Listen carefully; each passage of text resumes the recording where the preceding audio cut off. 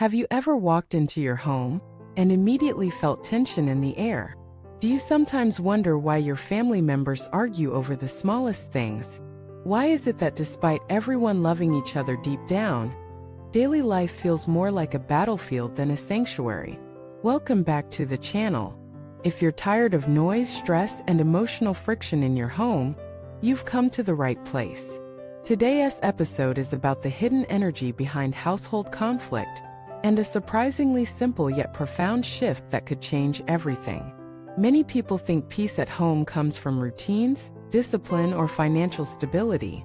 But in reality, peace is an atmosphere one created not by rules, but by energy, language, and emotional presence. Let us begin with a true story.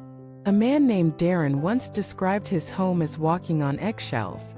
No one screamed, but no one really laughed either. Small comments sparked big arguments. Doors slammed.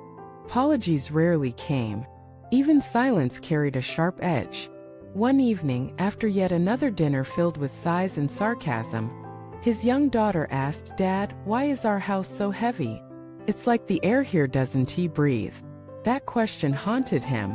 He started paying attention not just to what was said, but how it was said. He noticed how often blame floated in their conversations, how little appreciation was expressed, how everyone defended themselves before listening. One day, he read a quote that changed everything: words are spells. Be careful what you cast.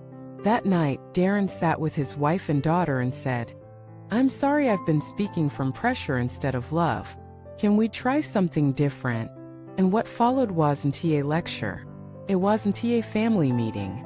It was one sentence, a new habit he proposed: before we speak, let us ask, will this bring light into the room? It became their home mantra. And slowly things began to change. Because the truth is, most conflict doesn't begin with anger. It begins with unexpressed pain. And most of that pain comes from not feeling seen, heard, or valued. When people argue at home, they're rarely fighting about what's being discussed. They're fighting about how they feel in the conversation. The real question is never who left the dishes in the sink. It's, do I feel respected?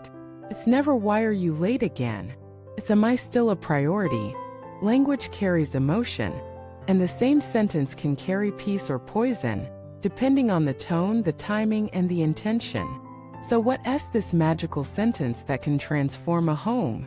It's not literal magic, but it feels like it, because it rewires the emotional pattern of a space. The sentence is simple: how can I make this easier for you right now? Try saying it during tension. Try saying it during stress. Try saying it when you feel the urge to defend yourself. It doesn't mean you're weak. It means you value peace more than pride. When someone in a family says, "How can I make this easier for you?" they're not surrendering control. They're inviting connection. They're shifting from me versus you to us versus the problem. Hear us. What happens energetically? Walls drop. Breathing slows. The nervous system relaxes. The conversation moves from reactivity to receptivity. And once that pattern is repeated, it becomes part of the emotional memory of the home. Families often carry generational energy. If you grew up in a house of yelling, cold shoulders, or passive aggression, you might think it's normal. But normal doesn't mean healthy. It means familiar. Creating peace in a home is not about pretending everything is perfect. It's about creating a space where imperfection is handled with grace. It's about modeling what emotional safety looks like for your partner, your children, and yourself. Because safety is not just locks on doors. It's being able to say, "I messed up," without fear. It's being able to cry without being mocked. It's being able to dream without being dismissed. And that kind of safety begins with language. Let us look at another family. Two brothers, Alex and Rob, shared a home while building their careers. They loved each other, but constant bickering over chores, bills, and habits nearly ruined their bond. Then one night Rob said, "Hey, I know we've been snapping a lot lately. I don't want that. I want us to feel like teammates again." Alex didn't expect that. He was ready to argue. Instead, he softened. They sat down and made a new pact: let us assume we both mean well. Even when we mess up, let us check in weekly instead of storing resentment. That one conversation turned years of tension into years of trust. What changed? Not their personalities, not their chores, just their approach. They prioritized peace over being right. So how can you apply this in your own home? Start small. Begin with awareness. Notice the emotional climate in the house. Is there more laughter or criticism? More assumptions or questions? More defense or curiosity? Then introduce new language patterns. Instead of "you always try, I feel." Instead of "why didn't you try, can we find a better way to?" Instead of "you never listen," try "I really want to feel heard. Can we pause?" And most importantly, start using the sentence, "How can I make this easier for you right now?" Even if you don't agree with someone's frustration, acknowledging it dissolves resistance. And when one person leads with softness, others follow. You may not see a transformation overnight, but emotional safety builds brick by brick. And every kind word is a brick. Don't underestimate the power of tone. Studies show that people remember how things were said more than what was said. Your voice can be a weapon or a blanket. Choose consciously. Also, remember that conflict is not failure. It's feedback. It shows you where connection is missing.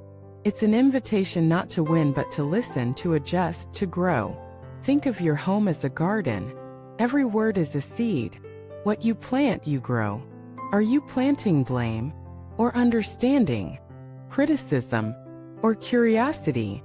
Sarcasm or sincerity? You don't need to fix every problem immediately, but you do need to nurture the soil. Make space for laughter, for silence, for shared meals, for just because hugs. Because no magical sentence can work without a foundation of presence. Let us end with this. Peace doesn't arrive. It's built, one choice at a time. And it begins the moment you decide that your home will not be a war zone, not because there is no conflict, but because there is respect. Not because there are no problems, but because there is effort. Not because people are perfect, but because they are willing. Thank you for watching this video. If you're committed to building peace in your home, share your thoughts below. What sentence has helped shift the energy in your family?